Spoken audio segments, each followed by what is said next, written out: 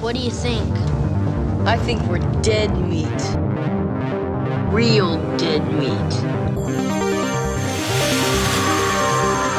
Excuse me. Go ahead and laugh, you guys. If I ever find a little bastards that did this, they're dead meat. Welcome to the Dead Meat Podcast, your horror safe haven. I'm Chelsea. I'm James. We're married. We like to get scared together. Yay! We're back. And I don't know from what, but we're back. Well, I'm back from being sick. So if I sound stuffy and kind of gross. Yeah, I'm stuffy. I'm getting over being sick. But I feel a lot better than I did. So Good. I'm in a good mood because I don't feel like absolute garbage anymore. Just residual. Yeah, you missed the James Willems wrestling show. I know. It was good. Yeah, that wouldn't have been good for my throat. No, and I was trying to like really preserve my voice, but I couldn't help but, Yeah. chant. It's a wrestling show. It's a wrestling That's show. why I was like, I don't know. Not a good idea. But right before I got sick, we saw Heretic. Yeah. And I am so excited to talk about this movie. It is my kind of stupid bullshit. I'm very into it. I think it's a lot of fun, and I'm excited to talk about it. What are you thinking? I liked it a lot. Yeah. Yeah, I didn't, it wasn't fully like a 10 out of 10 for me. No, it's not 10 out of 10 for me either, but you know what? It doesn't have to be. The performances are great. Yeah. I think it spins its wheels a little bit in the middle. Interesting. I kind of wanted like one more layer of tasks or reveals. I agree with that. Mm-hmm. Yeah, without getting too specific, I agree with that. Yeah, while we're sticking to the spoiler-free part. Yeah, just like one more something to it. Yeah. But still really great. Yeah, like once we get to a certain place in this movie is when I am less interested in it. Yeah, like a physical location. Correct. Once they arrive there, I'm like, oh, we're still here after a bit. But, I mean, all three performances are fantastic. Oh, They're yeah. so good. Yeah. And Hugh if that's... Grant is such a little bastard. The three actors in this are just so good, it makes it worth it, even if you think the whole script is kind of silly. Yeah, Chloe East, I don't know who she is or where she came from. Oh, she's so good. She's fucking hilarious. Because, like, Sophie Thatcher is really having a moment right now. Yeah, because we got to see Companion, and we can't say anything about it, really, other than, it's fucking great, and go two, see Companion she's when it comes out. fantastic in it. Like, it's going to be, like, she's going to be an it girl for sure. Yeah. I mean, I know she had Yellow Jackets. Right. She had that tiny part in Maxine. I think she's in other stuff, but like that's what I know her from. This was my like Companion. We saw them 2 nights in a row. Yes. We had 2 nights of Sophie. We had Companion and then this back to back. It was like, oh shit. She's like, yeah. And she's only 24. Like she's gonna be everywhere for sure. Gonna be everywhere. Yeah. But Chloe East, I think, really deserves her flowers because she is so funny in this. So funny. And I found her very relatable. Like, I could see a that. little bit of myself in her. You were your sister even. Yeah. Just like the Rebecca girls I could see in this character. It's very much us. Like, just a little, like, you can tell, I don't know, there's just something about her that I really resonated with. Mm-hmm. Like, very awkward and maybe afraid to assert herself even when she conflict knows avoidant. Yes, for sure. And subservient to get out of like awkward situations, you know. Yeah, for sure. Yeah, afraid of getting yelled at. Yes, very afraid of getting yelled at. Yes, yeah, exactly. But also like clever and funny and cute. Like Thank she's you. adorable. Yeah, you could say the nice things about her too. Like she's so cute in that like initial conversation that they have, the three of them. Just the little joke she's making and like her little faces. I think it did remind me of like you and your sister, and it was just like adorable. Yeah. Well, I don't know how much we can really get into this without getting into spoiler town. Yeah, I mean, the basic premise is 2 Mormon girls are doing their you're gonna know all the terms. Oh yeah, here's the thing. Unwittingly, okay, I binge watched a couple weeks ago The Secret Lives of Mormon Wives, which is some of the craziest reality TV I've ever seen. Love that Fucking shit. loved it. Season 2 when I need it. Great stuff. unwittingly, I was doing work. Well, I was putting in hard work. I was hustling and doing podcast research. And I didn't even know I was doing podcast research while I was watching this show. Because I also, after that show, I went on a YouTube deep dive and learned all about Mormon missions. And, you know, I've been watching a lot of YouTube videos by ex-Mormons where they talk about what it's like growing up in the church. And there's specifically one channel I want to shout out. I just want to look up her name so that I have it. I just want to shout out Alyssa Grenfell's channel on YouTube. She's an ex-Mormon at Alyssa D. Grenfell, Grenfell. Her YouTube channel's little tagline is, "I gave up eternal life for coffee." Same. Yeah, her videos are really, really great. And I think she is very vulnerable, you know, and open with her experiences. And she also wrote a book that's supposed to be like it's a guide for other young adults who have decided to leave the church, and includes, and I for some reason this little detail about it made me a little emotional, and I don't know why.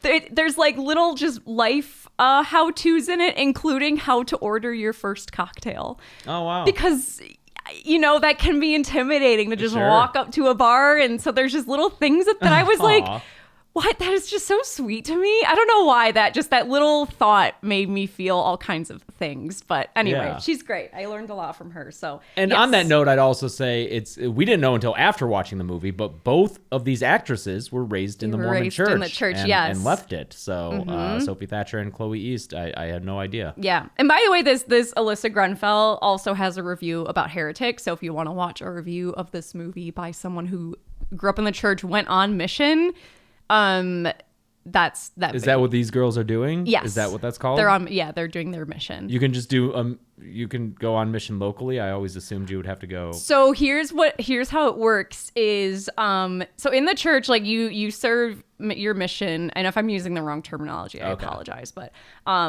you go on mission when you're like I think for men you're like 18, 19, women you're like 19, 20.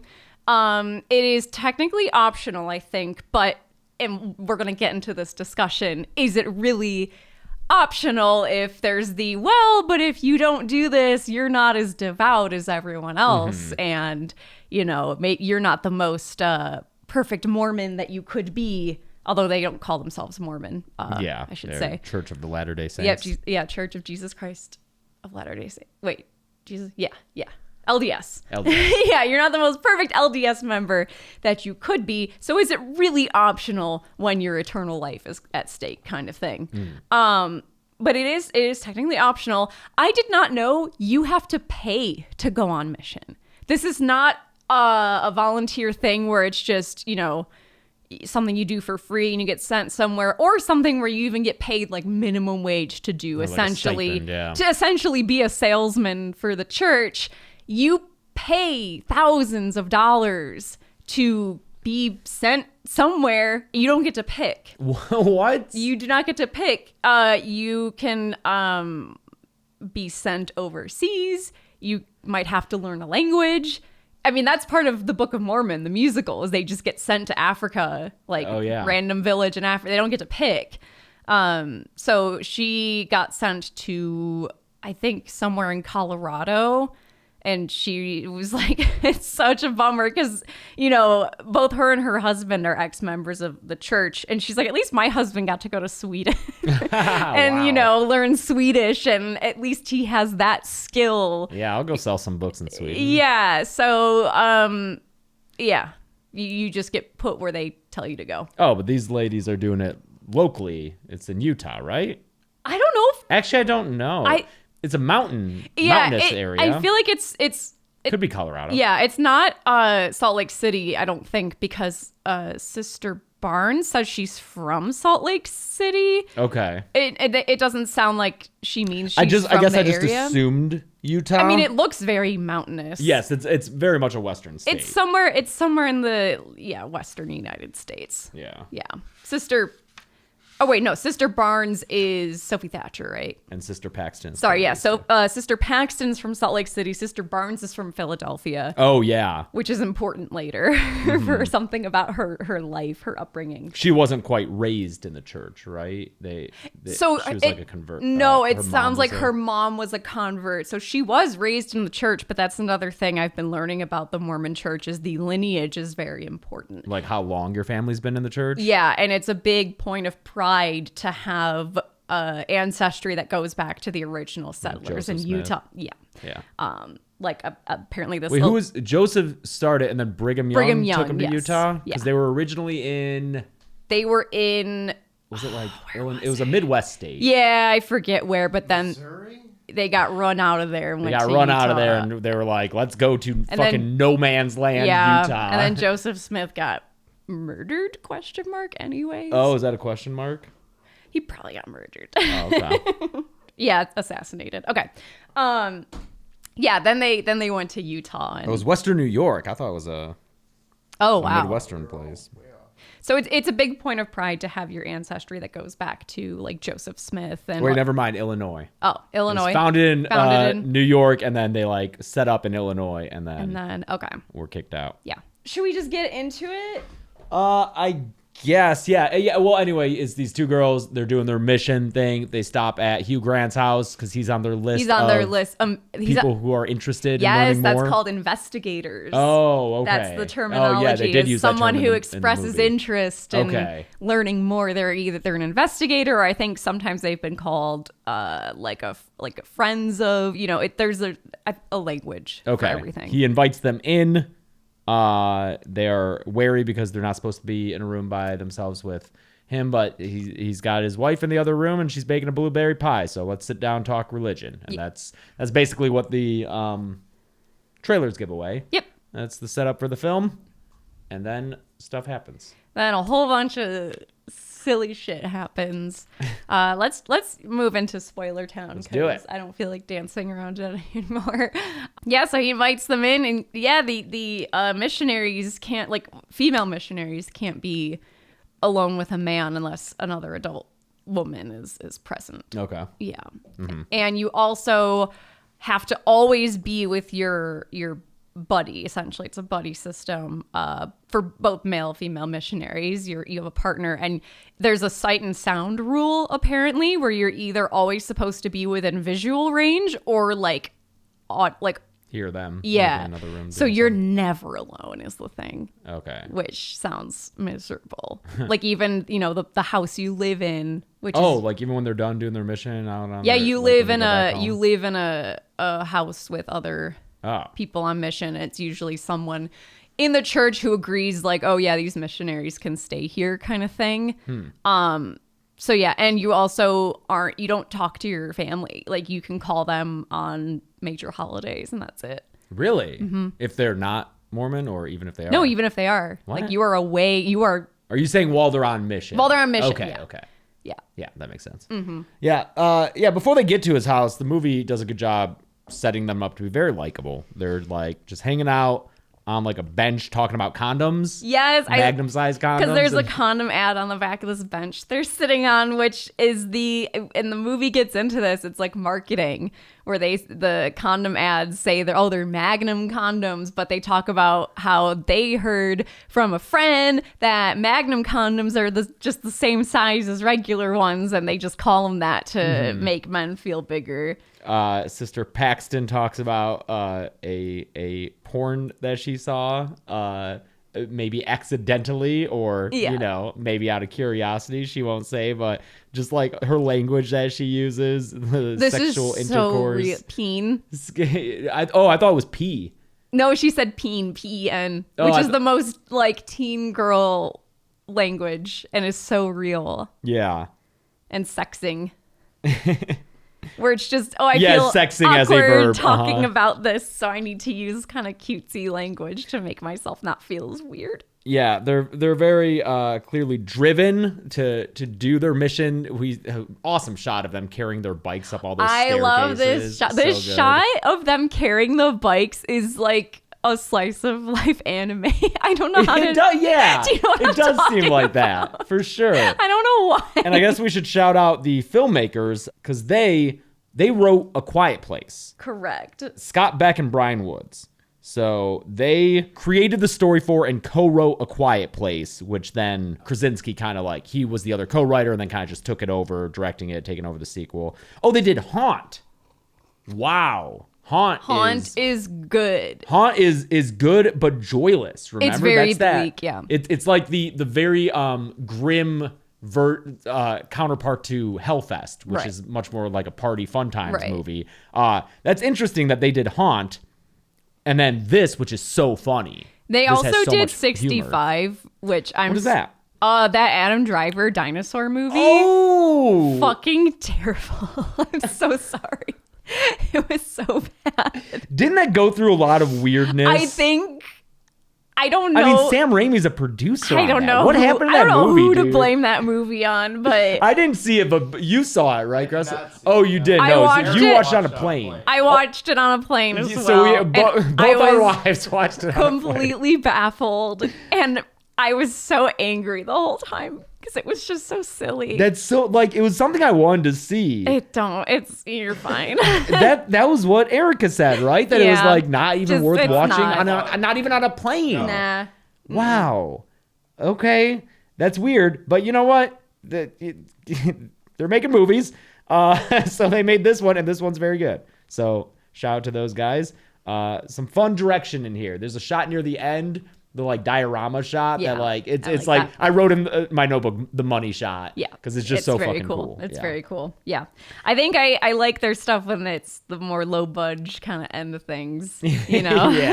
yeah. Not every filmmaker translates well to the bigger, higher concept, actiony stuff. No, especially I wonder too if something like 65, like even if they've made stuff, but as soon as more money gets involved, more people have a say in what's going on. That's also true. So I Yep. can't that I'm like, Who knows? who knows? I don't want to blame them at all because big budget stuff sounds like its own kind of nightmare.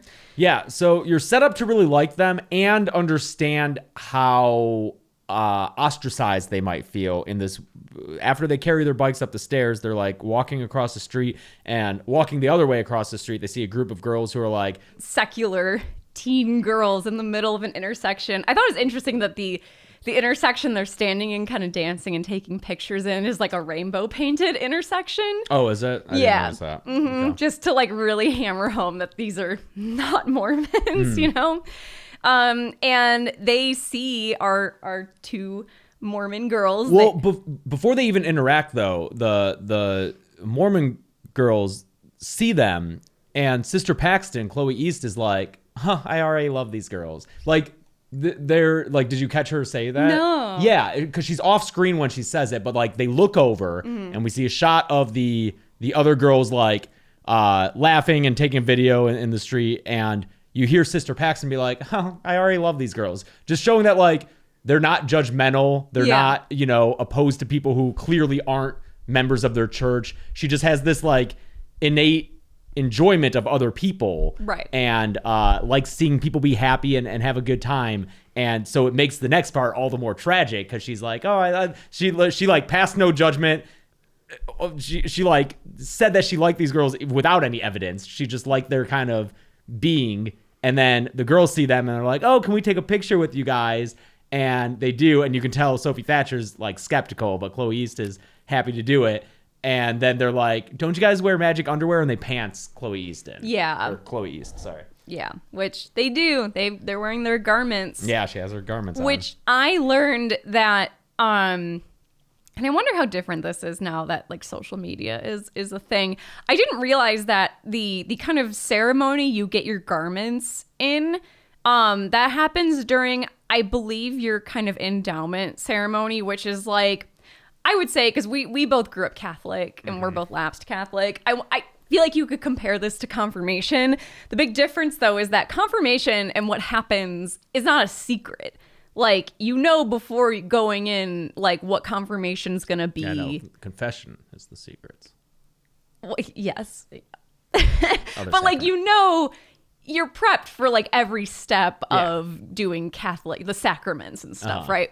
But the Mormon church, these ceremonies where you become a member of the church official, and this is like you getting your place in the afterlife kind of thing, where you're made like a king or queen in the afterlife, and like I don't know if getting your own planet is still a thing, but that kind of stuff.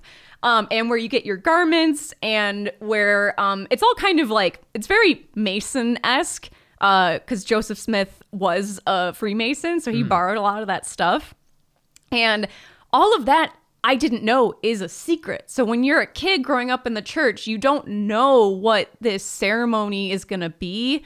You don't know what that part of the temple like looks like. You get there and it is all just like thrust upon you, like, here's the things you say and here's what you do. Here's these garments that you're gonna wear. Like, it's all very overwhelming, apparently. And again, this Alyssa Grunfeld was saying that it was like just kind of traumatic. Like, she hated it because it was just so creepy and overwhelming and like overstimulating. And you get this happens when you're like in your late teens. She said that all of that happened like right before she went on mission. So these garments that these girls are wearing in this scene, they might have only had them for like a couple weeks. And the thing with the garments is you wear them all the time. The only exceptions are bathing, sex, or swimming, I think. And even then, like, I think swimming is kind of like I don't know if it's like not allowed, but it's frowned upon. Just in general? I don't know. That I'm like, I don't know. It's getting where I'm like, I truly don't know. But yeah, you are supposed to wear them all the time, these garments, and they are supposed to. You get more than one pair? I don't know. I hope so. Yeah, not sure. But it's a big, in Secret Lives of Mormon Wives, it's a big conundrum when they go on like a girls' trip and one of them forgets her garments, and it's like a whole thing. And then they are like wondering, can you DoorDash garments? Like, what can it's like, it's serious. You have to always wear them. Well, they look like full on like pants. Yeah, it's like a shirt and little shorts. So can you not wear like shorts? No, you wear long skirts for women. But then there's a whole niche of because Mormons are huge on like TikTok and shit. There's a ton of Mormon influencers. And there's a whole thing on Mormon TikTok where it'll be Mormon influencers being like, here's how to wear this cute outfit with your garments. And they'll kind of roll but then people in the comments are like, is that cheating? Yes, it's cheating. Like, you're not wearing. Yeah, so there's a whole thing where it's like, is this technically still wearing your garments if you're rolling them up to wear outfits? Yeah. Anyway. Interesting. But that's also probably why this is doubly traumatizing, is she probably got these garments a couple weeks ago, just learned, hey, you've got to wear these forever. 24/7. There's a lot going on here. Oh, I'm sure the Mormon kids though hear word of the magic underwear. That's what I mean, is like, I'm sure, you hear word of it, and also the internet. Yeah, especially now. Yeah. So, but they do. Yeah, it's just, I like how they're established as they are obviously sheltered and raised within this church, but they're aware of things in the world. Yeah. They reference the South Park musical. They call it the South Park musical. Yeah. And I think Sister Barnes is like, yeah, like, it's actually pretty funny. Sister Paxton's like, everyone makes fun of us, like that South Park musical. And Sister Barnes like, I don't know, I listened to it. I thought it was funny. Yeah. It is, because we saw Book of Mormon. A long time ago. Yes. It was great. And I remember thinking like, oh, this is a more sympathetic. Well, I think, the church wasn't necessarily... They didn't come out against it, I don't think. No, they came out against this movie. They did? They released a statement, yes. Oh. They don't like Heretic. They said, no, thank you. Oh. Okay, well, that's fine. I wonder if I wonder if Reddit released a statement against it. We do not take ownership of Hugh Grant's character in this. This does not accurately reflect Reddit atheists. Mr. Reed, I mean, it does, though. Mr. Reed, played by Hugh Grant, reveals himself to be very much he's a Reddit atheist. A Reddit atheist. He's a Ricky Gervais, are you offended kind of atheist, and we love him for it. God, just so insufferable, but also not. Like, Yeah, that's the thing. It's not immediate. It's not immediate, and he draws you in, and that's the whole point. Because he invites them in when they arrive, and, he's like, yes, I am interested. Oh, yeah. Oh, Hugh Grant jump scare. He opens the door, and he's there, and he says, oh, my wife's here, got pie, baking, and he's so cute, and the room that they go into at first, his kind of, living room is this cutesy, like, it's got this crazy, like, floral wall. It looks like a grandma's house. The wallpaper is hideous. He's got the needlepoint, bless this mess. Yep. What I love about this room, and the set deck and design and everything in this movie is outrageously good. It's so good. Every layer of it is fantastic. And what I love about this room specifically is it's not a perfectly square room. It's a lot of angles, and it's such an odd shape. And giving it this busy wallpaper makes it worse. It reminded me of those, like, I think, is it World War II era like ships where they painted them with the kind of zebra stripes so that when you see them from far away, you can't quite tell what you're looking at? That's almost the effect you start getting in this room. It's very off-putting.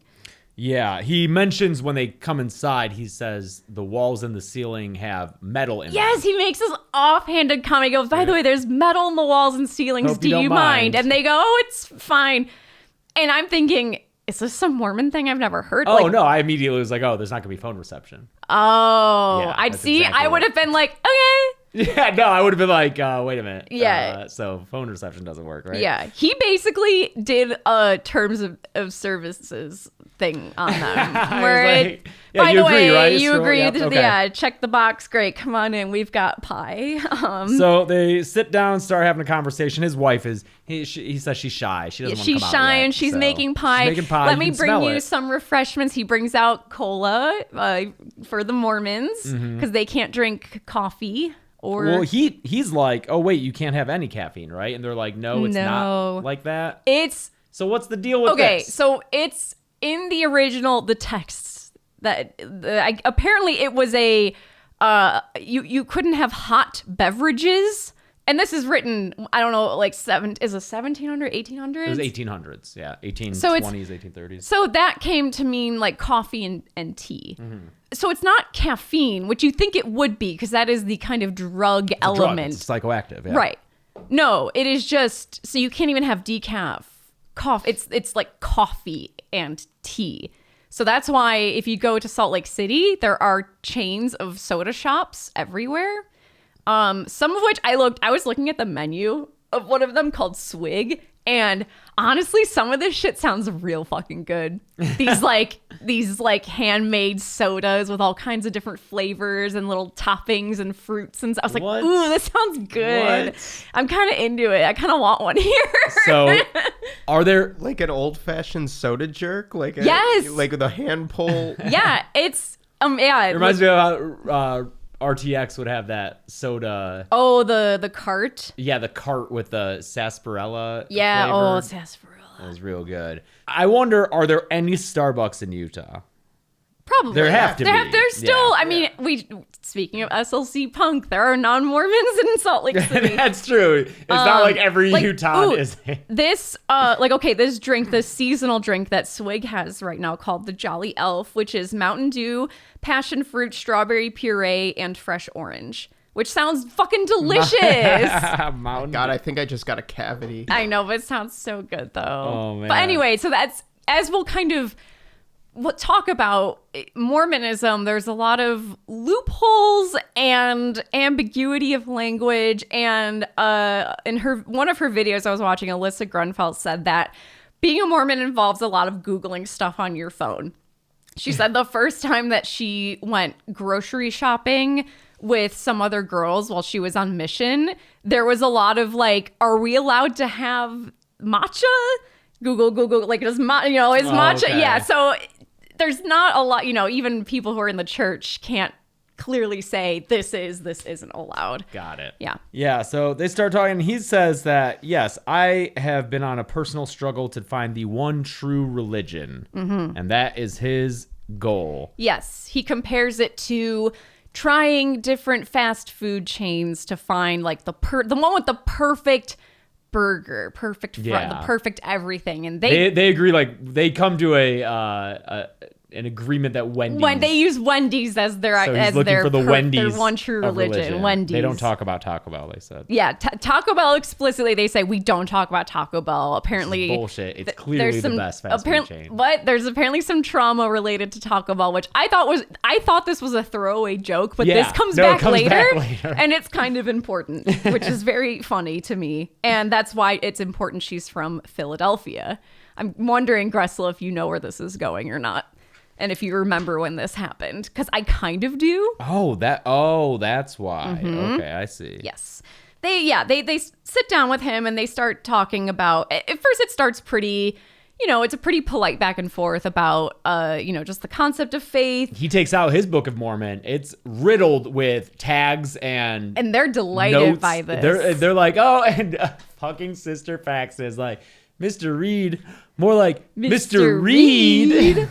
She's adorable. I know. Like more like It's Mr. so Reed. fucking cute the way she says that line. I love in the same scene too is another one of my favorite line deliveries of her, where Sister Barnes and Mr. Reed get into a big back and forth on polygamy in the church, and Yeah, he asks, why? how do you feel about polygamy? Yeah. It's not for me. Yeah, why is it not allowed anymore? Why was it allowed? And he comes to the conclusion that, well, I'm worried that Joseph Smith used polygamy to cover up for his affairs and infidelities. which is probably what it was. Mm-hmm. But they say, and what they were taught, which is what young Mormons are taught, is that because they were a persecuted religion and there was a war going on at the time. I think it was Probably Mexican. Yes. So they needed lots of babies. So they made it a principle to allow polygamy so that they could have more babies. That's what they're taught. Okay. But it's probably just Joseph Smith wants to get his dick wet with his friends' wives. So the modern church now forbids it because it's a bit of a PR problem, and they don't do that anymore. And also a legal problem, probably. And a legal problem. Bigamy correct. is illegal. Yes. Well, I think a reason that they decided to not do it anymore is Utah wanted to become a state, and that was that a factor? I think that was a factor. Is they needed to not do that anymore. Do the bigamy? Yeah. They also talk. But it's funny because they do this whole back and it goes on for a while. And the first time Sister Paxton pipes in, and she's like, "Yeah, it's like pretty sketch." Yeah.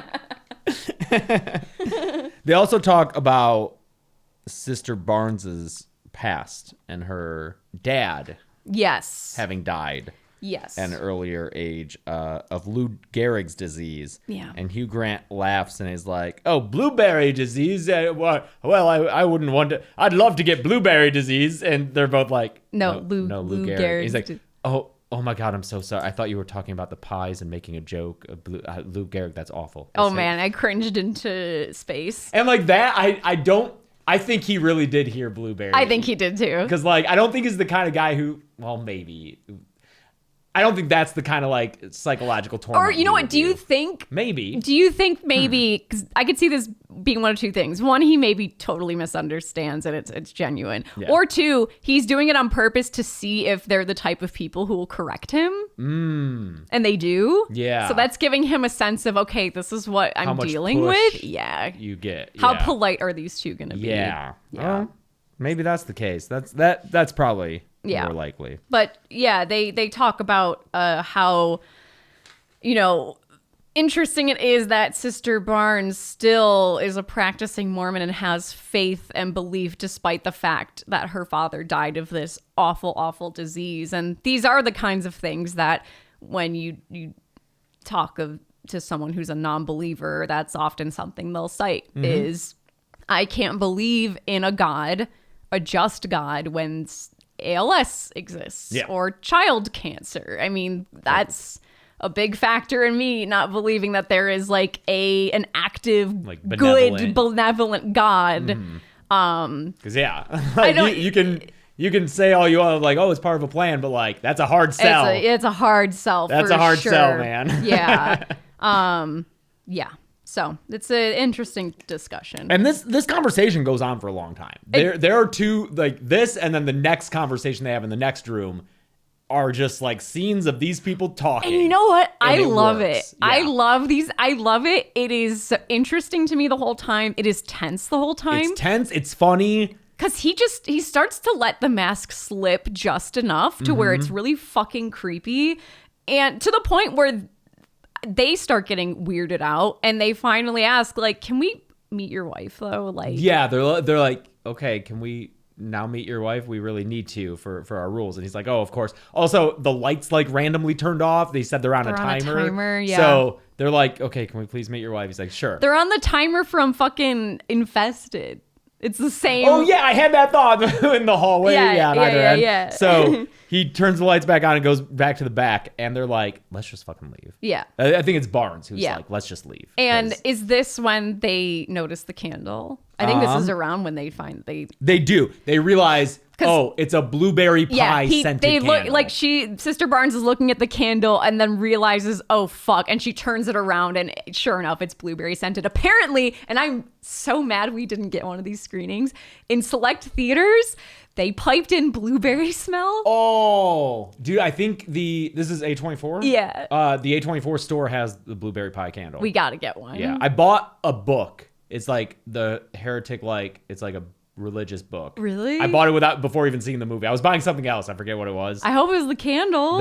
No, I didn't buy the candle, but we can buy the candle. I really The A24 store has so much cool shit. I was looking at it on It's dangerous. It dude. is. It's very dangerous. I was talking to a friend of mine who I will leave nameless just in case. Oh, this is what I wanted to get. What is it? It's a May Queen from Midsummer Tree Topper. I would love that. It's sold out for this year. I already pre-ordered it, but it won't come until January. So we'll have it for next year. Okay. But it's an adorable How little cute. knitted like. She is cute. It's real cute. So I was buying that when I saw the Heretic. It's like a book. And I was like, I'm assuming I will want this after I see the movie. Right. And I bought it. I saw the candle. I did not get the candle. We'll get the candle now. Yeah. A friend of mine, I won't out them just in case they don't want to be affiliated with this story, but I ran into them and they had the Maxine jacket and I complimented them because I also have a Maxine jacket. They were like, yeah, I got super high the other night and just bought this. I was like, the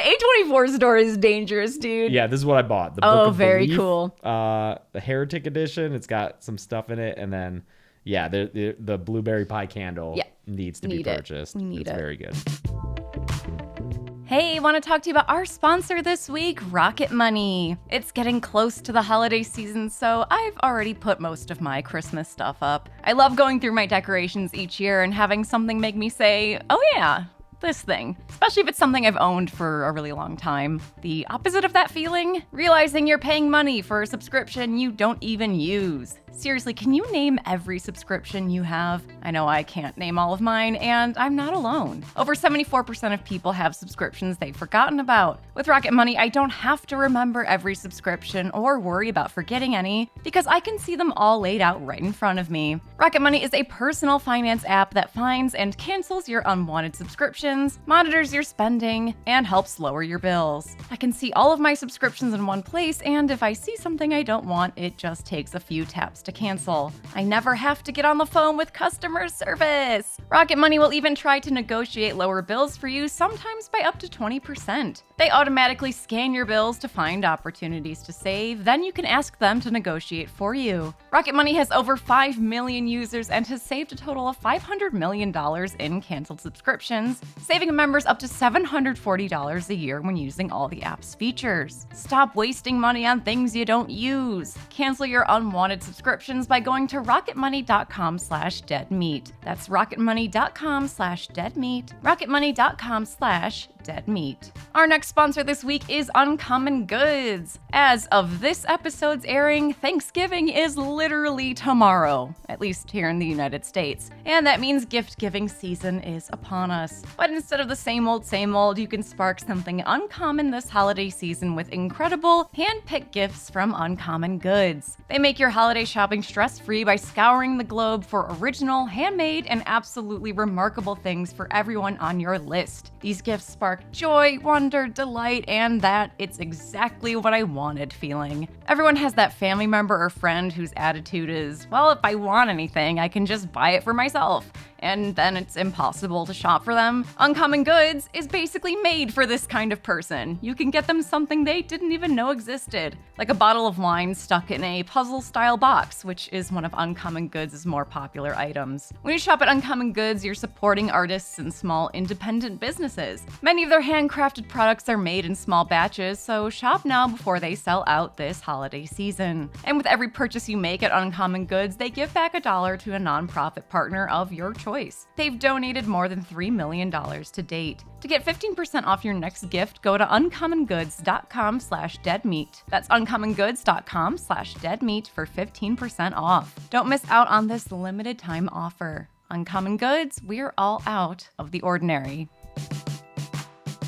Anyway, so now they are properly freaked out. They realize he's got their coats still. They gave him their coats. And they rode their bikes and they locked up their bikes out front. Yeah, and their bike keys are in their coat to the bike pockets. lock is in the coat pocket. So they can't get out. They're like, okay, it's raining. It's like storming. It came down like right as they got to his house. Mm-hmm. And they're like, we'll just fucking walk home. It's like 2 miles, but we'll do it. And then they were like, no, it's more like 4 miles. They still go to do it, but the front door won't open. Yep. It's locked. It's locked. And so they're like, okay, they walk back, and this is when they move from this this kind of granny parlor. Well, they also, before he initially called them back there, and before they like tried to leave, and they pretended to get a phone call from a church elder. That's right. Yes, the church elder. Like, oh, hold on, like we'll be with you in a second. We have to leave. The church needs us back. Yeah. So they fake this phone call, and when they realize the door is locked, they move into this next room of the house, which is our kind of like step 2 of this house almost. Yeah, it's past a very dark hallway. There's like a creepy statue in it that I in the hallway. hate. But they come out into what is essentially like, it's a little like chapel almost. It's a little chapel. Got pews and an altar. What's interesting is in Alyssa Grenfell's review of Heretic, she talks about the kind of stages of getting indoctrinated into a religion and how his house is a very good mirror of it. The first room is the cozy room. It's inviting. You're being invited in. We're almost love bombing you.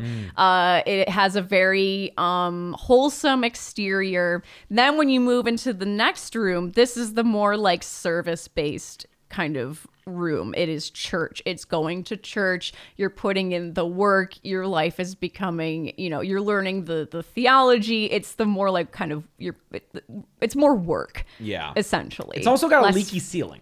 Yes. This whole house from now on is going to be very leaky and wet and cold. And kind of an escape room. That's why I want like another layer.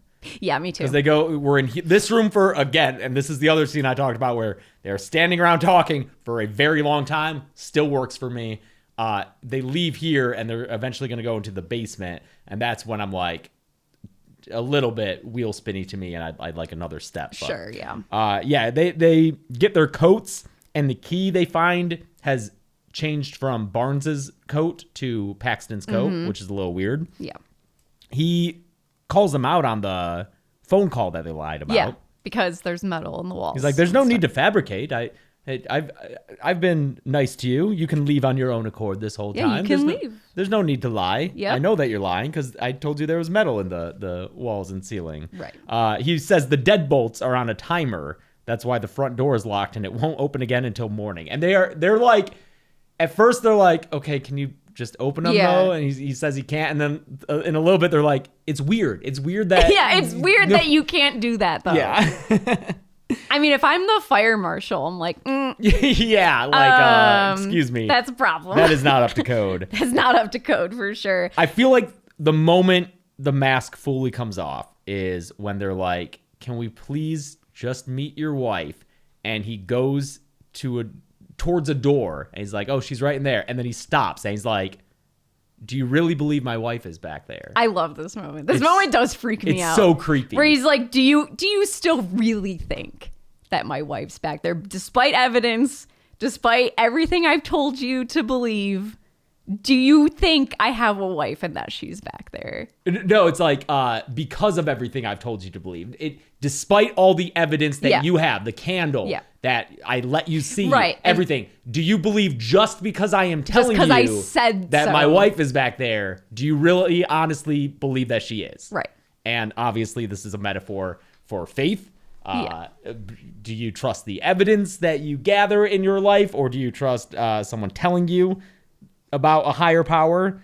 Obviously, it's more complicated than that, but this, it feels like when the mask is off. Right. And Sister Barnes then just goes to look and see what's behind both of these doors. And I love that we see her look in and we don't see what's back there quite yet. And all we see is her face and a tear. Like she just single tear. She closes the first door, opens the second one. Is this after he labels them though? No. Oh. This is not. Okay. They're just two doors. Okay. Because he says you can leave, but you have to leave through the back of the house because the front of the house is locked. So these two doors will take you to the back of the house, and then you can leave. Yeah, That's and fine. you saw the outside. You know it's not a big house, so this has to lead outside. Yeah. Right around here, we cut away to Elder Kennedy, who I'm guessing is kind of their mission leader. He's a church elder. I didn't realize this was Topher Grace until Topher Grace. until pretty damn far. A lot of people didn't know this was Topher Grace. He looks totally different here. Yeah, it wasn't until later. This is like that Clark Kent shit where you he realize does have those glasses, but it's where you realize like, oh, it totally Clark Kent's a disguise. Was Topher Grace the one in Babylon? No, that was Tobey Maguire. What is the difference between those two men? One was Spider-Man and one was... That's right. One was Venom. Eric Foreman on that 70s show.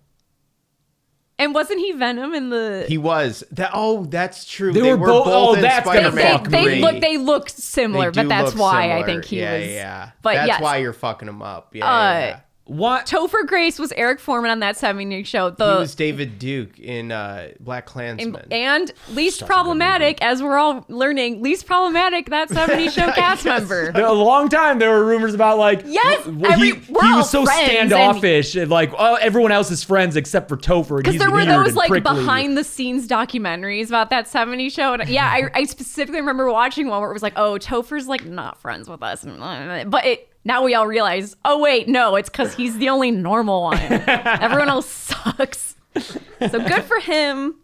Can they just be one person though, please?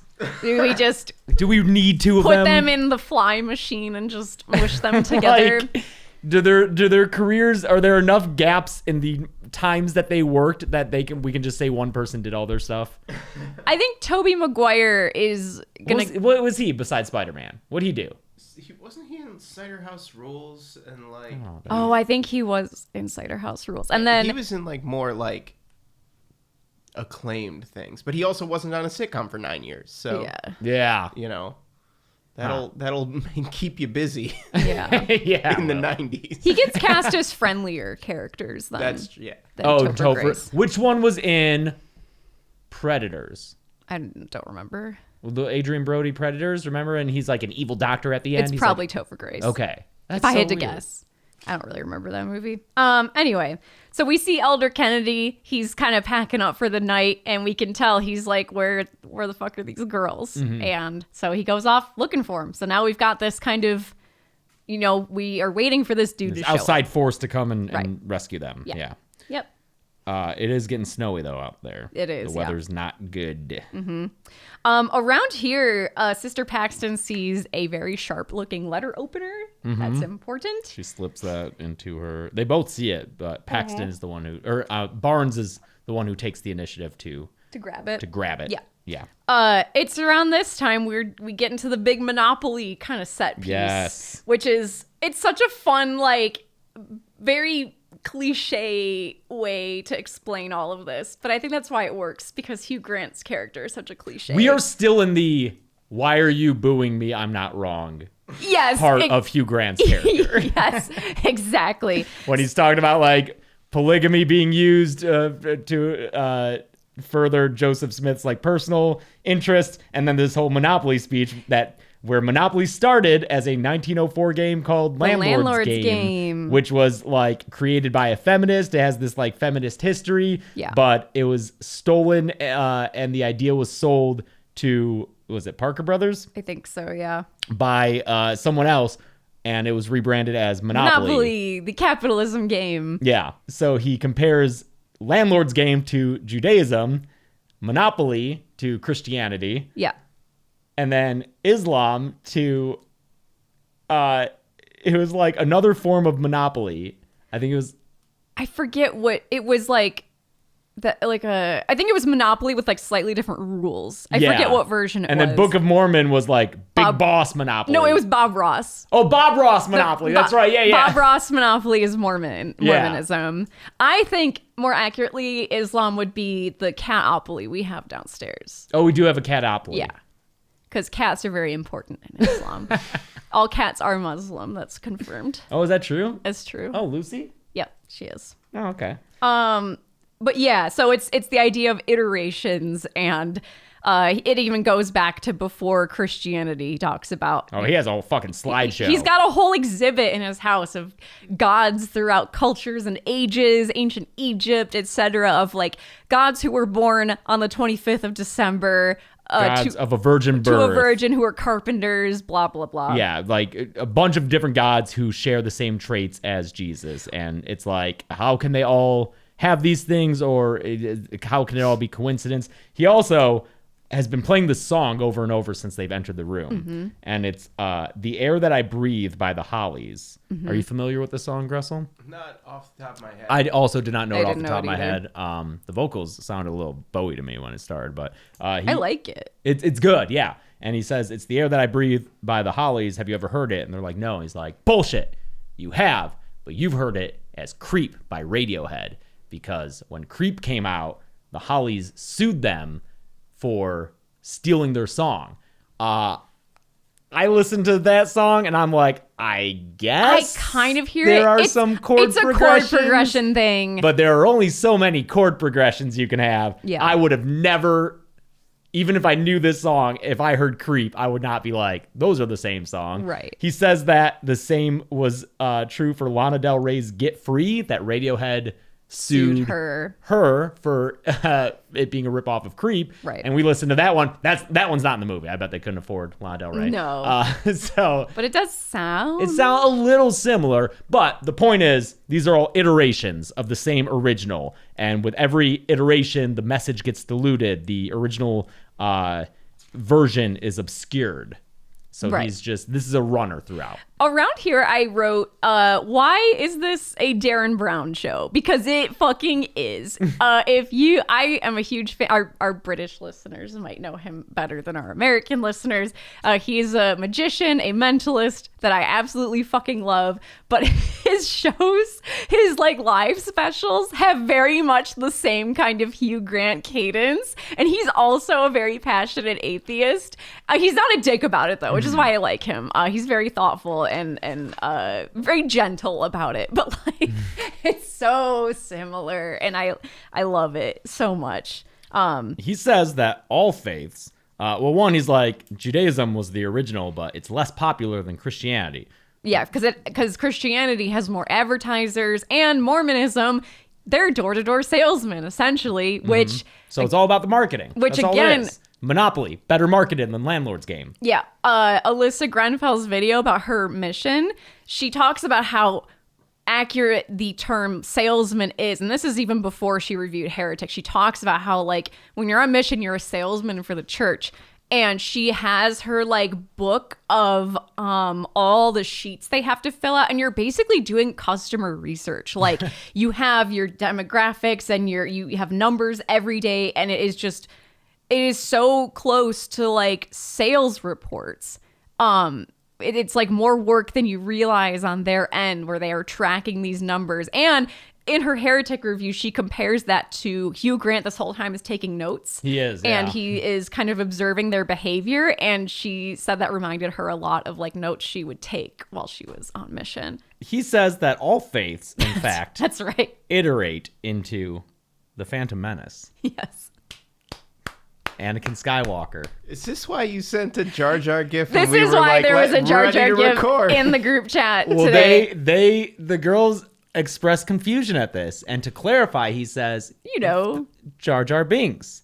Excuse me. Hugh Grant does a terrible impression of Jar Jar Binks, and that's what makes this movie actually 10 out of 10. I said earlier that this wasn't a 10 out of 10, but I lied. Changed your mind. I forgot about this part. Excuse me. This is movie's 10 out of 10 best He's like doing like a movie. Java voice. Oh, excuse me. It's Yeah. Do you think the director said, Do a Jar Jar. hey, we got to do it again. That's not right. And he went, no.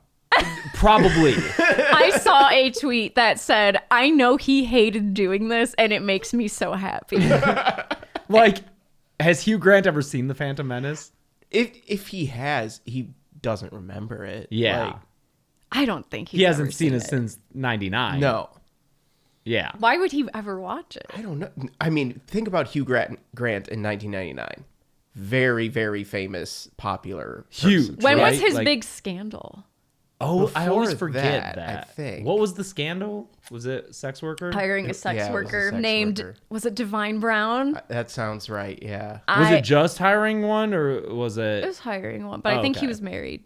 Okay, but it wasn't like he No. beat them or anything. No, it Okay. was. He was married to Elizabeth Hurley. Oh, that's right. Yeah. What the fuck, dude? Yeah. What the That fuck, just goes, dude? that's always, it's like What the fuck? things to think about, ladies. Do you know what I mean? It's like, it's not about you. Did you see Austin Powers, dude? like Jay-Z cheating on Beyonce. It's Like- not about you. Yeah. For real. Yeah. Anyway. Excuse me. That's what he said when he got caught. Yeah. Excuse me. The best. I'm so happy that this scene is in the movie and that they posted this scene online so that I can edit it into the podcast. Beg your pardon? Jar Jar. Jar Jar Binks. Jar Jar. Excuse me. Never mind. And, so he's talking about how your options are belief or disbelief, and they're both terrifying. Which is true. That's fucking true. It is very true. Yeah, I often have people, like my mom, for one, but other people in my life throughout my life, upon learning of my atheism, ask, like, isn't that, like, terrifying? Like, to think of, like, nothing? Like, wouldn't you rather? I'm like, yeah, it is. It sucks. But, Yeah. like, that's not, you don't just get to choose to believe something else. Yeah. It'd be cool. I'm very much of the like I don't know-ism. Mm-hmm. I'm more agnostic, where I'm just like, you know what? I don't know. I don't think I could know. I've compared it to my spiritual philosophy. I've called this the like cat in the apartment system of belief before, where I'll think about how like I would go to work and leave Lucy at home in the apartment, and I'm gone all day, and then I come back and I'm talking to the cat, and I'm like, oh, Lucy, you have no idea what traffic is or taxes or what a job. Like, you physically can't understand that. You're a little cat in the apartment, and to you, your life is the apartment. You're not an outdoor cat. You're just in here, and that's it. And that's kind of how I feel about myself and Yeah. what I think about the universe is I'm the cat in the apartment. I don't think I could understand what's fully out there or what is waiting for me, even if I wanted to. I'm just a slightly more evolved monkey. Do you know what I mean? Yeah. And I just choose to be content with that. Mm-hmm. And I think that that is a totally healthy way to live my life. For sure. At this point, like, he tosses the book to the floor. It's a little bit. I think this is when she grabs the letter opener. It was when she goes. Yeah, to pick it up. he knocks over a box of matches at this point too. Oh, that's right. Yeah. And Sister Paxton is trying to just be acquiesce to him. She's like, we can admit you are a very smart man. Yes. We're gonna choose the disbelief door. You have convinced us. Thank you for showing Thank you for us. your mentorship. Yeah, she literally says that. Like, and then thank you for letting us leave. Yeah, and then Sister Barnes is like, no, I'm going to challenge you. It's a test. We're going to challenge him. We're going to pick the belief door. She's also like, you mentioned Judaism having fewer followers, but you never mentioned the Holocaust or how they were persecuted forever. Right. You don't mention the differences between all those gods that you said share similarities. That one has a bird head. Yeah. So they ultimately go through the belief door, and he shuts the door behind them. This opens up to a creepy kind of like hexagon-shaped room that's just a base. It's just... Well, yeah, they go downstairs. Yeah, they go down the stairs. They go down a flight of stairs, and then they're in like a cellar. Yeah, they're in a creepy... It's got like the basement windows on near the ceiling. Yeah, it's like a giant well almost. It's gross. It's just gross and wet. And it's wet. I instantly missed the other room already. Yeah. There's just a table and a chair, and they decide, okay, let's just intellectually challenge him. Fuck it. Yeah, we can't be physical threats, but we can be intellectual threats. Also, I grabbed this letter opener. Oh, yeah. I'm giving it to you, Sister Paxton, because he's more suspicious of me. And when I say our code word is magic underwear, and just stab him in the throat. Right. You got that? Great. Yeah. In walks a lady with a pie. Yep, there's a creepy hooded woman who's like shuffling, carrying a blueberry. Oh, that reminds me, I need you to record a poison ADR for a kill count. Okay, I will do that. Because this pie, I'm sick, man. I can't. Oh my God. It's just hard. It's rough on my throat. Poison. It's poison pie. And they learned this because Hugh Grant is while working on a model, speaking through an intercom that is coming through the cellar. Yep. So he says, I want to introduce you to this living prophet, because this whole time he's alluding to like he has found the true religion, and I'm going to show it to you. He has the answer. He's got the answers all figured out. So he says, I'm going to introduce you to this living prophet. And she sets down this pie and she starts eating it. And he's talking about the recipe for this pie, which includes, I think he says, hemlock and I forget, belladonna. Yes. Yeah. Which are both poison.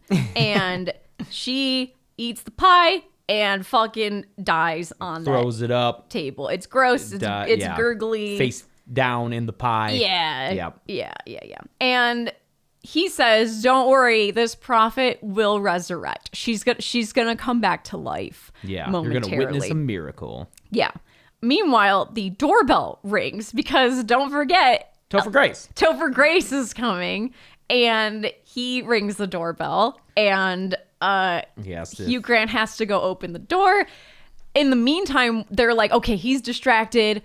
They get the matchbox. They like start pulling the door is locked, obviously, they can't go back to the other room, but they're looking under it and they see the spilled matches on a the rug carpet that they are able to grab, so they start like pulling the rug towards them to get the matches. The Topher Grace asks if he's seen these girls. He has not. Okay, cool. He leaves, and then Hugh Grant starts walking back to the doorbell rings again, and he goes back, and Topher Grace is like, I would be remiss if I didn't at least ask. And you're like, oh, is he gonna? Did you see the bikes? Like, is he? Oh, have you received this booklet? Fuck! And it gives him the little Mormon booklet, and that's it. That's it. You never see Topher Grace again. That's a wrap on Topher Grace, everybody. Yeah. Thank you for your 2 days of shooting, Topher. Just a big dead end. Sorry to get you wet in the rain. But... I guess I wonder if that's almost like a play on the kind of, despite all evidence, do you believe that he's going to go out of his way to look for these girls? Because learning about the treatment of women in the Mormon church has also been really interesting. And it was something that was explored more than I thought it would be on that Secret Lives of Mormon Wives show. The peek into some of these women's marriages is truly harrowing. Has the church had a statement on that show? Probably. I'm sure. Okay. Yeah. But the control and manipulation and kind of disregard for women in the church, there definitely is a gender discrepancy and a kind of importance placed on men in families in the church and what they get to do. I mean, that's not unique to the Mormon church, but it certainly is a big problem. I think it's also, the movie has Hugh Grant as the villain, who is this like ardent atheist. But I think this is also being like, the LDS church is not necessarily the heroes either. Right. The elder from the church doesn't swoop in and save them and everything's okay. Yeah. It's the women. It's the girls here. It's the individuals. It's the individuals who we want to persevere and succeed. Correct. Yeah, I think that's a really good point where that scene is very much telling you that, yes, while this Reddit atheist is the villain here, that doesn't mean it's an either or thing. It's not. That means we think Mormonism is the good guy here. Yeah. And when we're saying Reddit atheist, if you're an atheist on Reddit, that doesn't necessarily. I am an atheist on Reddit. Yeah. It's just a shorthand term for, especially I feel like 10, 15 years ago when this is like a Penn and Teller bullshit atheist. Yes. Listen, I'll tell you all the things because it's what I was in high school. Like Penn and Teller, Bill Maher, Religulous.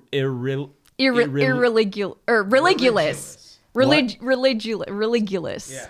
Yes. That movie I watched multiple times. Yeah, Ricky Gervais, that fucking The Invention of cringe Lying. photo where he's like crucified on the mic stand and he has atheist written on his chest. Like Richard Dawkins, Sam Harris, like all those guys, you know. Yeah. And there are varying degrees. Some of them are okay, but the prominent feature is like just being dicks about it. Mm-hmm. Just being dicks about it. And I was a dick about it. And in my defense, I think it's more understandable for people who were raised in the church who then have this like flip. Yes, I've been fucking lied to this whole time. Right. And here's all the bullshit that religion has told me that I can see now is false or hypocritical. And of course there's going to be an anger there. Right. But like, I remember some of my more religious friends in high school being like, can you quit being a dick about it? And eventually I did. And hopefully you can too if you're in that phase. And it's interesting because this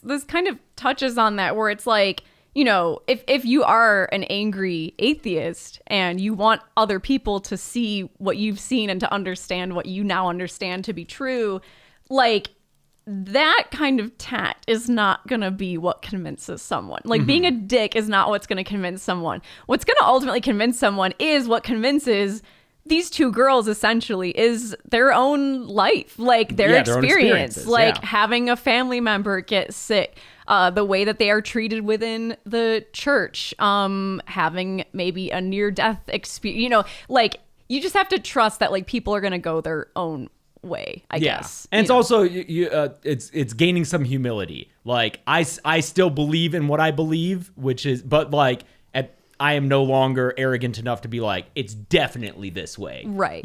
Like I could be wrong. I don't think I am, but I could be, and I'm not going to be a dick about it and say like, you're so fucking stupid for believing this shit. Right. Yeah. Again, that's why I love Darren Brown. Mm-hmm. He's very good at explaining the same kinds of things, but in a very compassionate way and with an understanding of like, obviously this is why this is appealing. Yeah. It's also, as I got older, it was like realizing even if you think that the people believing in these things are wrong about those beliefs, oftentimes the benefits will still outweigh being wrong about a guy in the sky. The comfort they find, or the charitable work that it drives them to do. The community, which that's a big part of it. That's a big thing right now. I'm all for like I'm fine with a more secular society, but we need replacements for the communal aspects of church. That's a big reason people go to church. That's where you see everyone in town every week, and you get to know your neighbors, and you see them face to face, and you have conversation. And like that's right. It sucks that we don't have alternatives to that that are less faith-based. And there is something relaxing about the routine of it. Mm-hmm. Like I haven't been to church in so long, but when we were in London on our honeymoon, we were invited by a friend. We have a friend who is friends with the chaplain at Hampton Court. Mm-hmm. And his name's Anthony. He's incredible. He invited us to a service. And it was a tiny set. We were one of like 7 people there, I think. But we did the service. We did the whole thing. We took communion. It was like smelled the incense. It smelled great, and it was in this. smells I so mean, good. this was the same to me as a history freak. This was the same chapel. Henry VIII took communion here. Yeah, his that's wives so took nuts. like all these important. Like he afterwards, Anthony was giving us a tour and was like, "Oh yeah, like the Queen sat where you guys were sitting." Oh, And that's right, yeah, it was like- just such a cool, like, you know. It was just neat as someone who really likes English history specifically, but just the routine, and I could see that he knew it was us and like a lot of old people. Yeah. But I could see like he knew all of them, and it was a very it was this little glimpse into community that I thought was so interesting, and I felt very zen after, and totally it's appealing. Yeah, and from a sociological and anthropological, cultural, historical perspective, I'm interested in like faith, and you know, like even if I disagree with a lot of it, it's interesting to learn about. Yeah. And you have to understand that it drives so much of all those things. Yeah. So you gotta come to an understanding with it. Yeah. I also made sure I checked beforehand if it was okay for us as yeah. Catholics to do communion, and it was fine. Yeah, yeah. Yeah. I we literally made Googled sure that we it. were like I was like, I hope we're not doing something disrespect, but it was fine. yeah, it was okay. Just in case anyone's like, All right. It's around here that okay, so after all this shit with the doorbell, they're distracted. They turn around and realize, like, wait a minute. This hooded woman has moved positions. Yeah, because they get the matches, they go back downstairs, and they're going to try to, like, start a fire for whatever reason. But Sister Paxton is like, wait a minute, this prophet who we checked the pulse of, we made sure was dead. Yeah. Her head's in a different spot. Right. And she gasps and wakes up. She's fucking alive again. And she gives them a message and says something about there's a conductor and like an angel, and it's kind of just stream of consciousness. Like she's just talking about what she saw while she was dead, but then she says it's not real. And they're not super convinced. I think Sister Barnes especially is like, that's a fucking magic trick. Something happened here. And this is when she reveals that she too has had a near-death experience where she maybe saw what could be construed as the other side. This was in 2006. This is a real thing that happened. I didn't know this was a real thing. This is real. Okay, so that's why you said it was relevant. It's I was relevant, like, yeah. In Philadelphia in 2006, there was an E. coli outbreak from Taco Bell, and it hospitalized a ton of people. I don't know if it killed anyone, but it like left, I think especially some kids with lingering medical issues. Like it was a big, big deal. And so That's why they don't talk about Taco That's Bell. why they don't. Yeah. So she says she almost died, and she was in the hospital and had like a near-death kind of experience. And she's basically learned since then that like your brain does all kinds of crazy shit while you're dying, essentially. It's kind of a hallucination. So yeah, that's why the Taco Bell thing. Oh, is- by the way, just before we move on, there's a shot when Topher Grace is leaving. It's Hugh Grant's point of view. He's like looking out the window, and it's like a long shot of Topher Grace like reaching the sidewalk, going out the gate. Looks fucking beautiful. Oh my God, it's beautiful. Yes. There's like a light shining. Yes, It's gorgeous. There's some shots where like snow is involved that I was like, it's Yeah. so good. Yes, that I noticed that shot. That as well. shot, I was like, I bet that took all day to set up. It's gorgeous, It's a 2-second shot. It was worth it. with like the orange kind of. It's like a street light. Oh, it's nice. Yeah. Real Oh, nice. fuck. Yeah.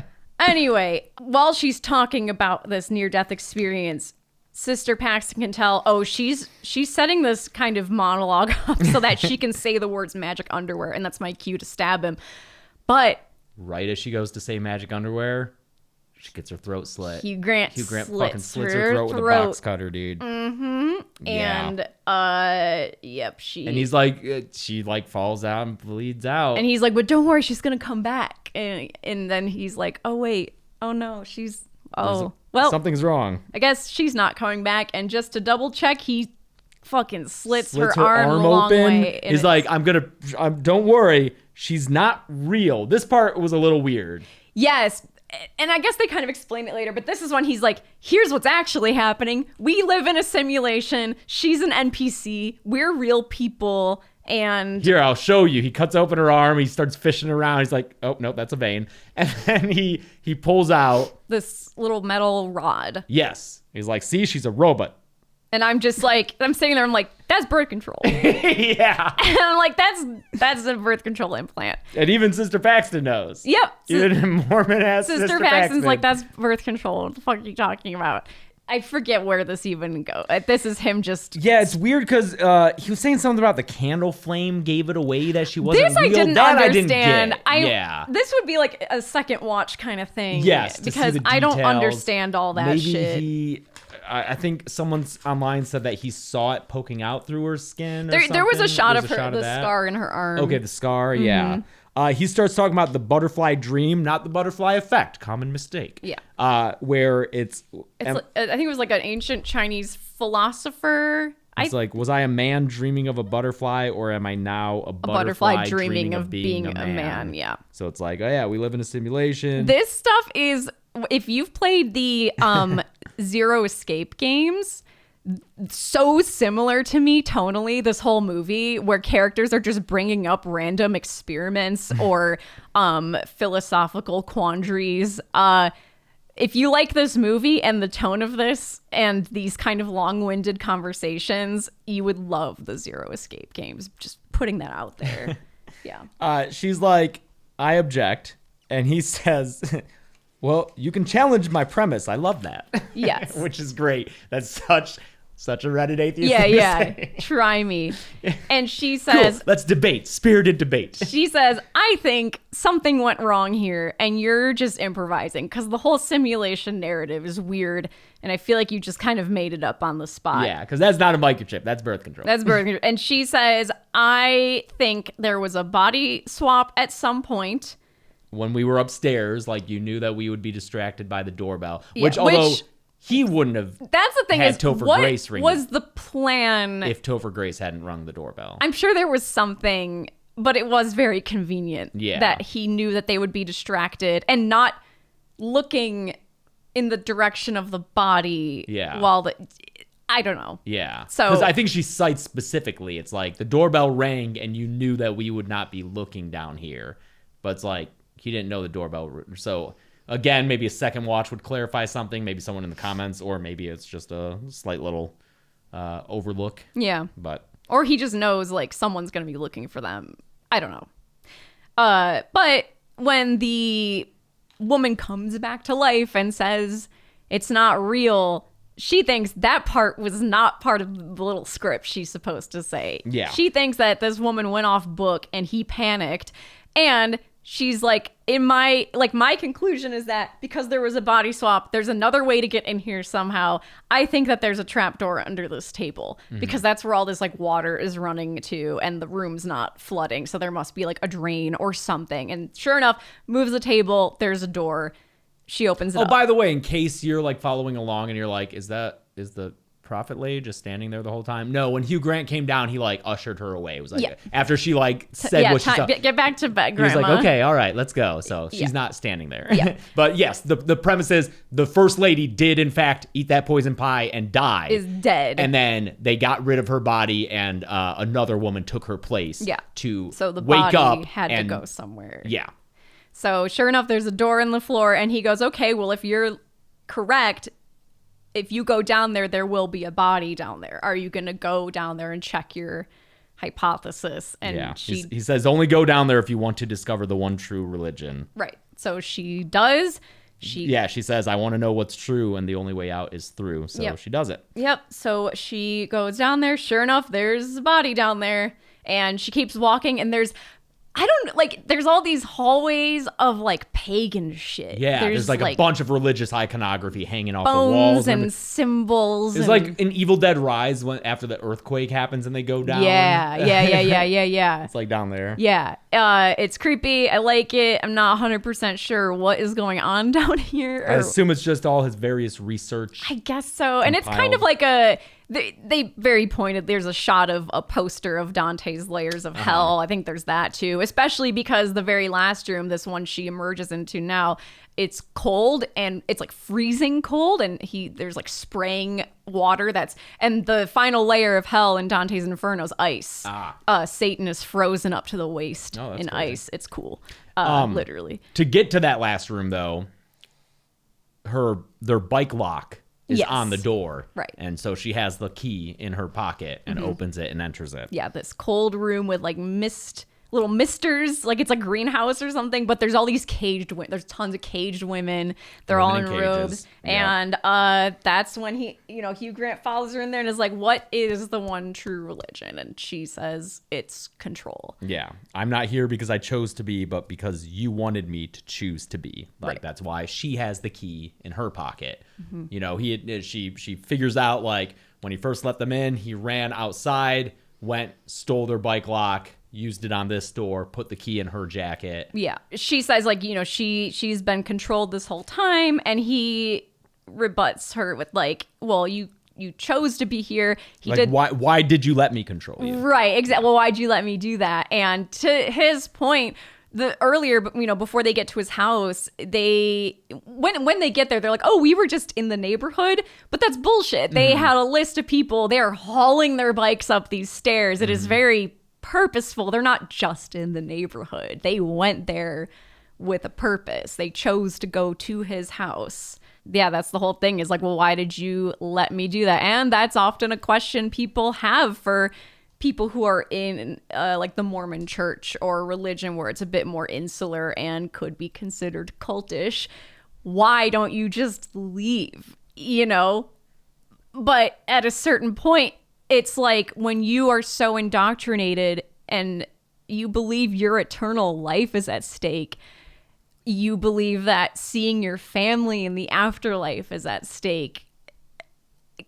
Can you just leave? That takes a lot to be able to say, no, I'm done with this. And I'm that's why it's funny that her YouTube slogan is giving up eternal life for coffee. And it's funny, but also that is a choice, you know?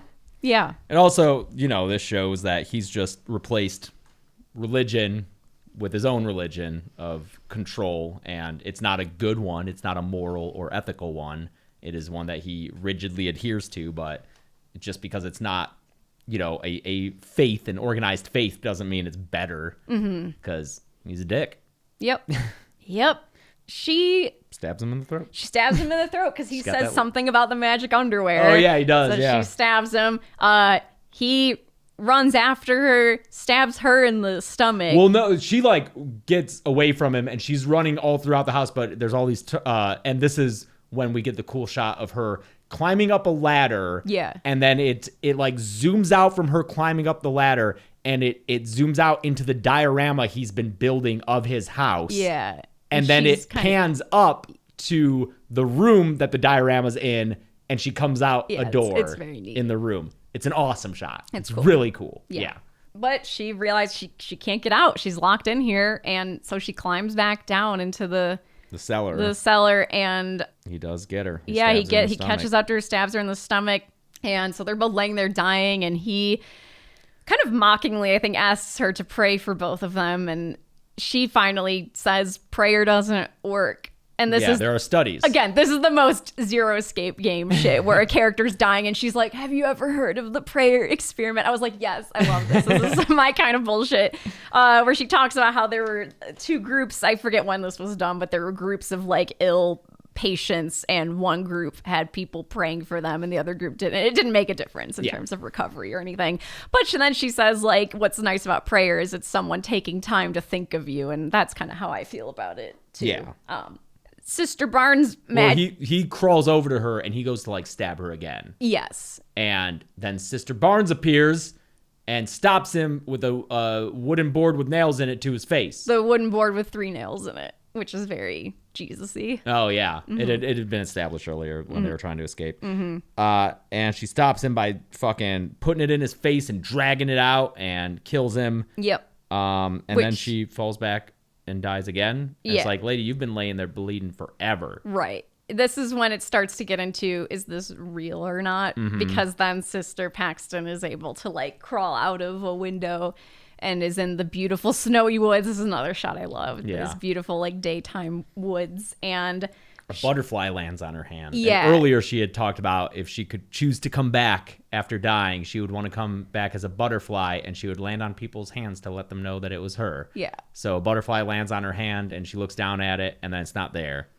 And so I'm assuming she died. Sister Barnes did not come back to life. I think especially because Sister Barnes told that story, or like your brain does incredible things. Yes. And Yeah, so when I you're think it's having a kind of near-death a experience, death dream kind of thing, which makes it make more sense because Yeah, because at first we were like, how Sister is Barnes, Sister what the Barnes? fuck? She would have bled the fuck out. She got her throat slit and arm torn open. Right. So But yes, that makes me assume that that did not actually happen. kind of a bleak ending. It is. It is, for sure. I guess it's just, it's both of these toxic ends of the religious spectrum tormenting each other. There's so much more that I'm sure another viewing would get us. Oh, yeah. More discussion would get us. I saw someone online talk about how the house kind of represents life itself. They walk in through the front door. They can't go back out that way. They can only go one direction. And whether they choose the door that says belief or disbelief, they both go to the same place, and ultimately the other exit out is death. Like, you can't go back the way you came. Yeah. It doesn't matter if you believe or don't believe, you're going to die in the end anyway. So Yeah, I like that. that's interesting. I think there were more conversations about like the iteration theme, which I really like as a presence throughout the film. Yeah, there's even several instances of characters saying, like at one point Mr. Reed says, "Oh, with great power comes great responsibility." Yes. And Sister Paxton says, "Spider-Man." He goes, "No, Voltaire." So. And then later she says a quote and he's like, "Oh, philosopher." And she's like, Robert Frost. Oh, yeah, poet. And she's like, "No, Swamp Thing." And so it's, iterations of these sayings that people come to know through other sources that aren't the original and are getting diluted. So just lots of cool little things like that. Again, like once they're down in that cellar, I'm not losing as a little fun, interest. yeah. Yeah, it's not as fun. It's not as fun. Or funny. But he does play Creep on like a weird like acoustic version of Creep. Yes. While he's like talking to them in the cellar. Yeah. It's fun. Like it's not perfect, but it's entertaining enough and fun enough, and you can tell there was a lot of love put into this that I dig it. Yeah. It's cool. I would watch it again. Oh, I would definitely rewatch it again. And just see what I catch. Because especially at first, you're still kind of trying to figure out what's going on. Yeah.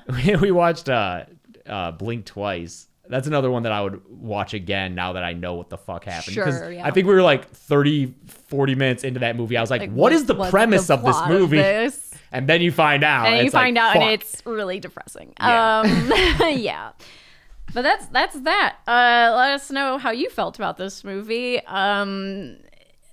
If there's any, I don't know if any current Mormons would be watching Dead Meat. That'd be crazy. I won't rat you out. I promise. Oh, do you think they're not allowed to? I feel like this is not godly content. What? We're so nice. We're so. If you're a Mormon and you watch, I will not snitch. I promise. Just make an alt. Make an alt. Let us know. If you're an ex-Mormon, let us know. I'd be curious to know how you felt about this movie. And yeah. They can't. Do they not drink at all? Alcohol? No. Like you're not supposed to. Okay. That's a big point of contention on Secret Lives of Mormon Wives. Yeah, don't you said they go to Vegas? Yeah. It gets people in trouble. Okay. It's a very fascinating piece of reality television. Like I genuinely recommend it, even though like it's trashy, but like very interesting. And also just not to just completely harp on all negative things about more. They also like, aren't they like super environmental? Like they take really good care of their state and natural resources, I'm pretty sure. Like, yeah, they, everyone's got good and bad. Yeah. I had a Mormon friend in high school. He was really nice. He was nice? Yeah. That's good. He was the only Mormon at our school, and we called him Mormon Mike. And you know what? what? Mormon Mike got off easy in the early 2000s, I'll tell you that. You know what's funny, too, is one of my core memories I have with him is being at a friend's house with him and a couple other people watching basketball. There's no way. Wow. A fucking another Trey Parker and Matt Stone. I know. And I think like, dude, I bet he saw Book of Mormon later and loved it. I hope he liked it. Let us know, Mormon Mike. Are you friends with him on Facebook? Actually, it might be. I should hit him up. Just see how he's doing. Was his name Mike, though? Yeah. Oh, okay. Okay. It wasn't just like... No, his name was Mike. It wasn't like Jeff. And No, it's like, no, it doesn't rhyme, Jeff.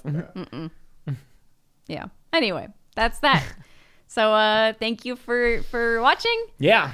And- What do we... Because the year is coming to a close. It is 'cause hurtling at us. Because we got Thanksgiving. Yeah. And... So this will be... Oh, this is the day before Thanksgiving. Yeah. That this episode comes out. So happy Thanksgiving early. And then after that, dude, how many episodes we got, dog? Only a few. 2 for the rest of the year. And that's if we have a Christmas Day episode.